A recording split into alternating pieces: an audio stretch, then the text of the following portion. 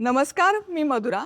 आज काय बनवूया या जगातील सर्वात कठीण प्रश्नाचं उत्तर सोपं करायला मी आली आहे. चला तर मग सुरुवात करूया. आज काय बनवूया? आज आपण बिन अंड्याची अंडा करी कशी बनवायची ते बघणार आहोत.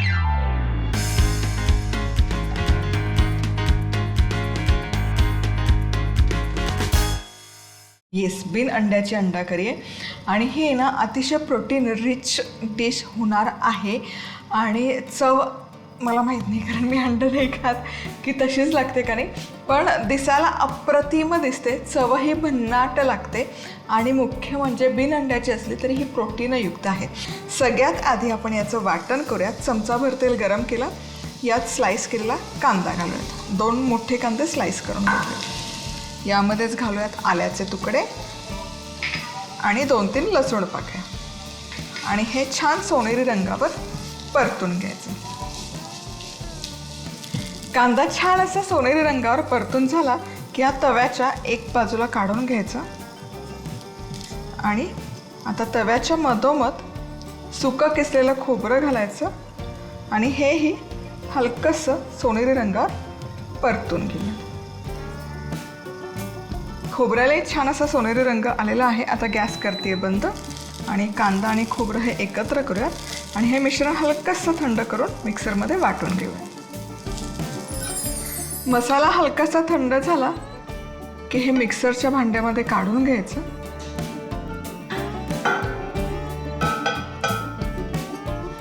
कोथिंबीर घालायची. पाण्याचा वापर न करता शक्य असेल तितकं बारीक दळून घ्यायचं आणि अगदीच लागलं तर थोडं पाणी घालायचं. आता हे तयार वाटण, इथे तेल गरम केलेलं आहे 3 मोठे चमचे, यामध्ये घालूयात. आता तेलामध्ये हा मसाला छानपैकी एक 4 ते 5 मिनिटं परतून घ्यायचा. चला तर मग इथे मसाला छानपैकी परतून झालेला आहे. मसाला या तेल सुटायला सुरुवात झाली तर या स्टेजला यामध्ये घालायचा खडा मसाला. 2 लवंगा, 3 काळी मिरी आणि 2 वेलची. खूप खडा मसाला घालायचा नाही, नाहीतर काय होतं ना, तो दाताखाली येतो किंवा ती भाजीचा स्वाद खूप स्ट्रॉंग येतो. कांदा लसूण मसाला आपण घालतो 2 चमचे. बॅडगी मिरची ना पचायला खूप हलकी असते आणि माइल्ड असते आणि मुख्य म्हणजे ना भाज्यांना रंग खूप सुरेख येतो या मिरचीचा. आता हे मसाले एकजीव करूयात. यामध्येच घालूयात मीठ चवीपुरतं आणि एक 2 ते 3 मिनिट हे एकत्र परतून घेऊया.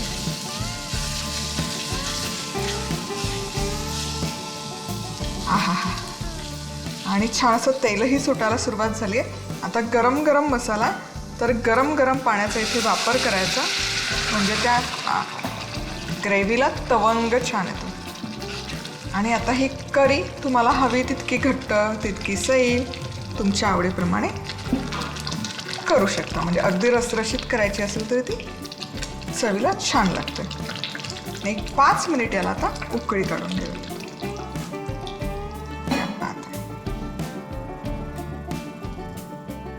करी बनवून तयार आहे. आता बिन अंड्याची अंडी कशी बनवायची ते बघूया.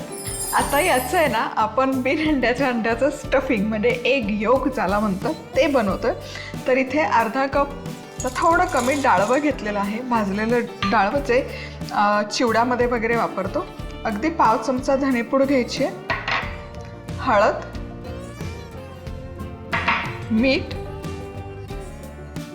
चवीपुरतं, लाल तिखट अगदी थोडंसं. आता हे आधी सुकंच फिरवून घेऊयात.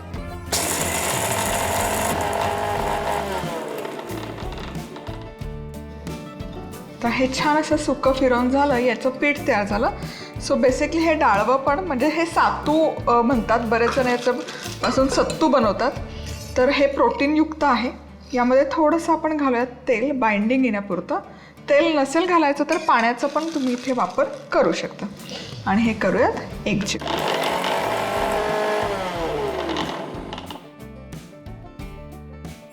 आता हे मिश्रण काढूयात एका प्लेटमध्ये. छान याचा गोळा तयार होतो ऑलरेडी.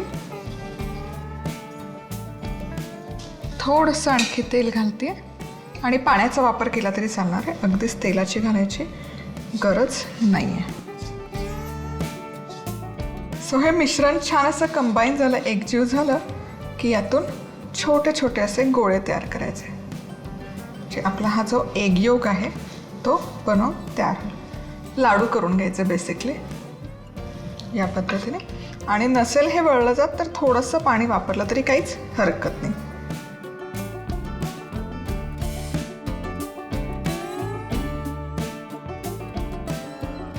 आणि आता एग योक तर बनवून तयार झालं, पण त्याचं कव्हर बनवण्यासाठी काय करायचं, तर इथे घेतलेलं मी आहे पनीर. हे 1/2 किलो किंवा 250 ग्रॅम पनीर आहे. एग व्हाईट सोयाबीन अंड्याच्या अंडा करीचा.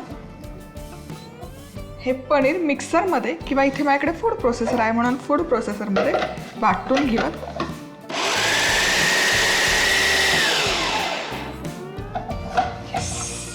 आणि हे छान याची पेस्ट तयार झाली, तुम्ही बघू शकाल. आता याला छान बाइंडिंग आलं पाहिजे म्हणून 1 चमचाभर यामध्ये घालायचं आहे कॉर्नफ्लॉवर, जेणेकरून हे नंतर जेव्हा आपण बॉईल करू तेव्हा ते सुटणार नाही. आणि हे पुन्हा एकदा जस्ट एकदा पल्स. एग योक तयार आहे, एग व्हाईट पण आपलं बनवून तयार आहे. आता पुढे करायचं काय, आता बनवायचं अंड, बिन अंड्याचं अंड.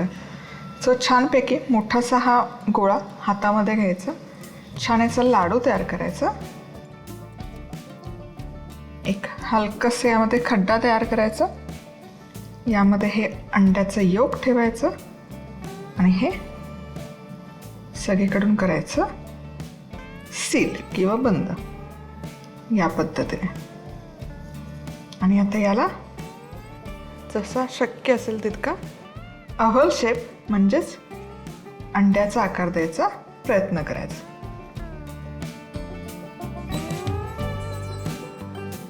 आहे की नाही भारी, तळायचं नाही काही नाही. पाण्याला एक छानपैकी उकळी फुटलेली आहे. या उकळत्या पाण्यात घालायचं मीठ. मीठ घातल्यामुळे काय होतं ना, हे जी अंडी आहेत त्याच्या कोटिंगलाही छान मिठाची चव उतरते. आता या उकळत्या पाण्यातच, थंड पाण्यात नाही, उकळत्या पाण्यात हे गोळे सोडायचे. झाकण ठेवायचं आणि हाय हीटवर 10 मिनिटं छानपैकी हे बॉईल करून घ्यायचं. चला तर मग इथे हे ना आपली बिन अंड्याची अंडी छानपैकी बॉईल करून घेतलेली आहे. हे जे पांढरं पाणी दिसतंय हे त्यामध्ये कॉर्नफ्लॉवर थोडंसं जास्त पडलं त्यामुळे दिसतंय. पण आता हे या पाण्यातच छानपैकी पाणी थंड होईपर्यंत सेटल करून घेणार आहोत आणि मग यातून काढूयात. आता मधोमध कट करूयात. आहा, क्या बात है. हे बघा तुम्ही, कोण म्हणेल याला की हे व्हेज अंडा आहे. चला आता हे करूयात सर्विंग. मस्तपैकी अंडा घरी तयार आहेत, बिन अंड्याची अंडी पण तयार आहेत, छान बॉईल होऊन कट करून ठेवलेली आहेत. आता मी ही करणार आहे सर्व. खाली मस्त असा करीचा बेस, त्यावर ही पांढरी शुभ्र अंडी, ते अफलातून दिसतं. म्हणजे मी सजेस्ट करेल की आधी करी आणि मग ही अंडी घाला. बिन अंड्याची अंडा करी करण्यासाठी लागणारं साहित्य: 1 चमचा तेल, 2 मोठे कांदे, आल्याचे तुकडे, 2 ते 3 लसूण पाकळ्या, किसलेलं सुकं खोबरं, कोथिंबीर, तेल, 2 ते 3 लवंग, 2 ते 3 काळी मिरी, वेलची, 2 चमचे कांदा लसूण मसाला, 2 चमचे लाल तिखट, चवीनुसार मीठ, पाणी, अर्धा कप डाळवं, पाव चमचा धणेपूड, पाव चमचा हळद, चवीनुसार मीठ, थोडंसं तेल, 250 ग्रॅम पनीर, 1 चमचा कॉर्नफ्लॉवर. मसाला तयार करण्यासाठी तेलात कांदा, आलं, लसूण परतायचं आणि त्यात सुकं खोबरं घालून भाजायचं. थोडं थंड झालं की कोथिंबीर घालून हे मिश्रण बारीक वाटायचं. आता तयार केलेला मसाला तेलात परतून घेत त्यात लवंग, काळी मिरी, वेलची, कांदा लसूण मसाला, लाल तिखट, चवीनुसार मीठ आणि थोडं गरम पाणी घालून घेत शिजवून घ्यायचा. स्टफिंग तयार करण्यासाठी डाळवं, धणेपूड, हळद, चवीपुरतं मीठ, तिखट, कोरडं वाटून घेत त्यात तेल घालून परत मिक्सरमध्ये फिरवायचं आणि अशा पद्धतीने त्याचे गोळे तयार करायचे. आता पनीर ग्राइंड करायचं आणि बाइंडिंग येण्यासाठी कॉर्नफ्लोअर घालून परत मिक्सरमध्ये फिरवून घ्यायचं. आता मळून घेत त्याला अशा प्रकारे अंड्याचा आकार द्यायचा. आता उकळत्या पाण्यात हे गोळे 10 मिनिटं उकळून घेत थंड झाल्यावर अशा पद्धतीने 2 भागात चिरायचे. आता तयार केलेल्या रस्स्यात ही बिन अंड्याची अंडी घालायची. झाली आपली बिन अंड्याची अंडा करी तयार. आज आपण मस्त मुळ्याची भाजी कशी बनवायची ते बघणार आहोत.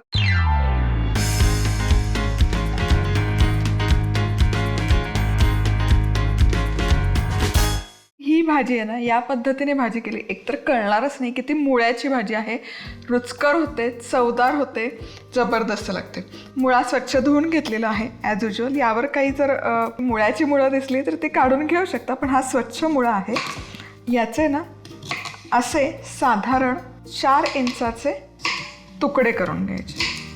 हे झालं की पुढची स्टेप म्हणजे याचे असे पातळ कापं करून घ्यायचे. हे या पद्धतीने असं कट केलं की कळत पण नाही की हे मुळा आहे. आता हे सगळे कट केलेले मुळ्याचे काप एका छानशा प्लेटमध्ये काढून घेऊयात.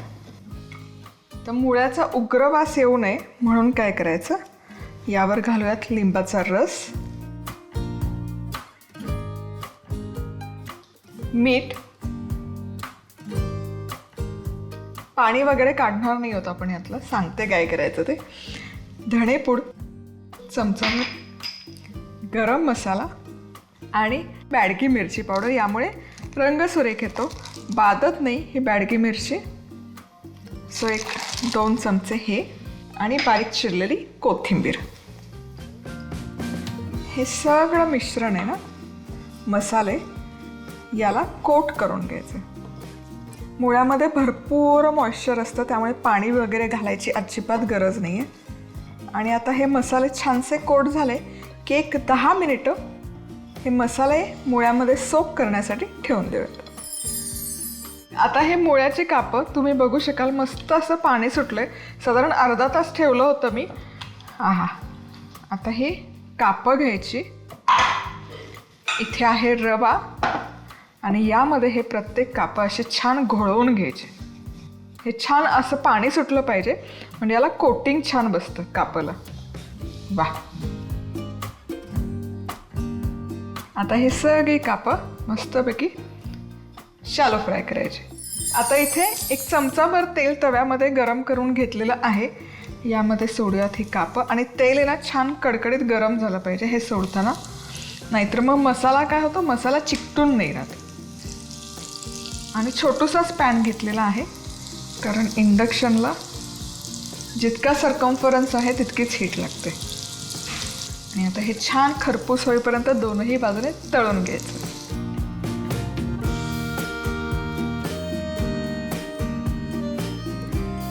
आता हे कापं मस्तपैकी आपले फ्राय करून तयार आहेत.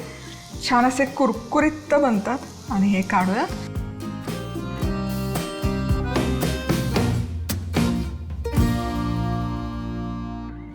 मुळ्याचे काप करण्यासाठी लागणारं साहित्य: मुळा, रवा, लिंबू, धणेपूड, गरम मसाला, तिखट, बारीक चिरलेली कोथिंबीर, तेल आणि चवीप्रमाणे मीठ. मुळा स्वच्छ धुवून त्याचे अशा पद्धतीने तुकडे करायचे आणि असे पातळ काप करायचे. मुळ्याचा उग्र वास जाण्यासाठी या कापांवर लिंबू पिळायचं आणि मीठ घालून धणेपूड, गरम मसाला, लाल तिखट आणि बारीक चिरलेली कोथिंबीर घालून आता सगळे मसाले मुळ्याला व्यवस्थित लावून घ्यायचे. आणि आता हे मिश्रण 15 मिनिटं ते अर्धा तास झाकून ठेवायचं.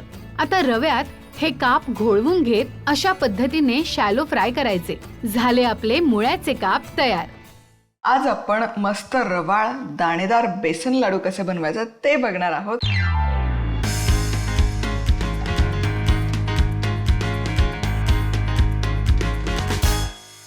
तर इथे मी घेतलेलं आहे 600 ग्रॅम बेसन. आता हे बेसन आहे ना भाजून घ्यायचं 10 मिनिटं तरी. काय होतं ना, आपण आता या स्टेजला यामध्ये तूप घातलं ना, तूप जसं बेसन भाजलं जातं तसं तूप हळूहळू वितळायला सुरुवात होते. ते टाळण्यासाठी बेसन मस्त असं गरम करून घेऊयात, कढई बेसन, आणि मग त्यामध्ये तूप घालूयात. बरोबर 10 मिनिटं हे बेसन मी भाजून घेतले. आता गॅस करते बंद. आता या स्टेजला काय करायचं, इथे साईडला मी घेतलेली आहे गाळणी, कारण या बेसनमध्ये ना गुठळ्या खूप आहेत. हे रेग्युलर बेसन आहे जे भजीसाठी आपण बनवतो, जाड किंवा रवाळ बेसन नाही आहे. बेसन लाडूसाठी शक्यतो जाड किंवा रवाळ बेसन वापरायचं. आता ते तर इथे वापरलं नाही आहे. मग काय करायचं, ह्याच्यातल्या गुठळ्या तर मोडल्या पाहिजेत, म्हणजे लाडू आपले छान एकसारख्याने रवाळ होतात. त्यामुळे 10 मिनिटं भाजल्यानंतर हे हलकंसं असं चाळून घेणं गरजेचं आहे. ही स्टेप अजिबात मिस आउट करू नका. याने आपल्या बेसनच्या लाडूला खूप छान टेक्स्चर येतं. त्यामुळे यातल्या गुठळ्या मोडून घेणं गरजेचं आहे. आधी मोडू नका, हलकंसं भाजून होऊ दे, बेसन छान गरम होऊ दे, आणि मग या गुठळ्या आपण काढून घेऊ. आता याच कढईमध्ये मी घालते 250 ग्रॅम साजूक तूप. 600 ग्रॅम इथे बेसन घेतले तर 250 ग्रॅम इथे साजूक तुपाचा वापर केला. अर्धा किलो असेल तर 200 ग्रॅम पुरेसं होतं. आणि हे चाळून घेतलेलं बेसन. सो आता या तुपामध्ये हे पीठ खमंग असं 15 ते 20 मिनिटं मंद आचेवर एकसारखं ढवळत भाजून घ्यायचं. सो एक 5 मिनिटं झालं मी भाजते, आणि तुम्ही इथे बघू शकाल आत्ता ना या स्टेजला हे फारसं घट्ट वाटतंय. तूप पूर्ण सोक झालेलं नाही आहे डाळींमध्ये, पण हे प्रमाण अतिशय अचूक आहे. तुम्हाला हे फक्त घट्ट वाटतं म्हणून यात तुपाचा अजिबात अंश ॲड करू नका. जे प्रमाण दिलं ते अगदी अचूक आणि परफेक्ट आहे. जसं हे आपण भाजत जाऊ तसं हे तूप सोडत जातं. इथे बेसन मध्यम आचेवर एक 15 मिनिटं छान भाजून घेतलेलं आहे. गॅस करते बंद. तुम्ही बघू शकाल हे मिश्रण यात जेव्हा तूप घातलं तेव्हा एकदम सुकं होतं, पण आता बघाल याच्यावर ना छान अशी ग्लेज आलेली आहे आणि मस्त असा घट्टसर गोळा तयार होतो. हे बघा, याचा अर्थ बेसन छान भाजलं गेलेलं आहे. आता इथे एक परात किंवा डिश घ्यायची आणि त्यामध्ये हे सगळं मिश्रण काढून घेऊयात. आणि हे ना मिश्रण हलकंसं थंड करून घ्यायचं. खूप कडकडीत थंड नाही करायचं, हलकंसं गरमच हवं. यात साखर घालण्यापूर्वी तुम्ही बघू शकाल ही ग्लेज परफेक्ट. आणि आता यावरच मी घालते वेलची पूड. गरम मिश्रण असताना वेलची पूड घालायची, म्हणजे मग तिचा जो स्वाद आहे तो हलकासा छान रिलीज होतो. मिक्स नाही करणार आहे आता, जस्ट हे गरम मिश्रणावर वेलची पूड घालून सेट करण्यासाठी ठेवून द्यायचं. इथे घेतलेला आहे मी बतासा. येस. सो 600 ग्रॅम बेसन आहे तर 300 ग्रॅम बतासा घेतली. बतासा नसेल घ्यायचा, पिठी साखर वापरली तरी चालेल. 300 ग्रॅम पिठी साखर वापरा. सो हा बतासा फोडून घालायचा आणि याची पूड तयार करायची. हा बतासा मिक्सरमध्ये फिरवून घेतलेला आहे आणि मस्त अशी याची पूड तयार केली. आहा, काय छान टेक्स्चर आहे आणि सुवासही मस्त येतं. वा. इथे आता हे ना मिश्रण हलकंसं गरम आहे, पूर्ण थंड करायचं नाही आहे. कोमट असतानाच यामध्ये आपण आता हे बताशाचा भुगा जो केलेला आहे हा सगळा भुगा यामध्ये घालून घेतो. हाताने हे छानपैकी मिसळून घ्यायचं. काय होतं ना, हे पूर्ण थंड झालं म्हणजे तूप थिजलं जातं आणि मग ते लाडू वळायला जाम कष्ट पडतात. त्यामुळे हलकंसं गरम असतानाच साखर यात घालून घ्यायची आणि हे मिक्स करून घ्यायचं. हे छान असं एकजीव करून झालेलं आहे मिश्रण आणि तुम्ही बघू शकाल अजिबात असं सैल नाही आहे, घट्ट नाही आहे, परफेक्ट अशा कन्सिस्टन्सी. आता काही नाही, आता लाडू वळून घ्यायचा. तुम्हाला हव्या त्या आकारामध्ये, हव्या त्या शेपमध्ये याचा लाडू तयार करायचा. फार मोठे नाही करत मी, लिंबाच्या आकारापेक्षा हलकासा मोठासा.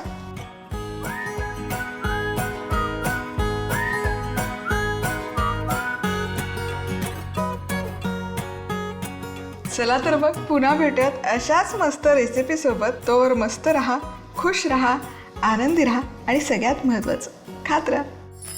1 किलो बेसनाचे लाडू करण्यासाठी लागणारं साहित्य: 6 कप बेसन, 1 कप साजूक तूप, वेलची पूड, 300 ग्रॅम बत्तासे, पिस्त्याचे काप. बेसन 10 मिनिटं कोरडं भाजायचं आणि भाजल्यावर चाळून घ्यायचं. आता तुपात चाळलेलं बेसन घालून परत खमंग भाजून घ्यायचं आणि ह्या मिश्रणावर वेलची पूड घालायची. आता मिक्सरमध्ये बत्ताशाची पूड तयार करायची आणि बेसनाच्या हलक्याशा गरम मिश्रणावरच घालायची आणि हे मिश्रण एकजीव करायचं. आणि आता आवडीप्रमाणे सुकामेवा लावून या सारणाचे लाडू वळायचे. झाले आपले बेसनाचे लाडू तयार.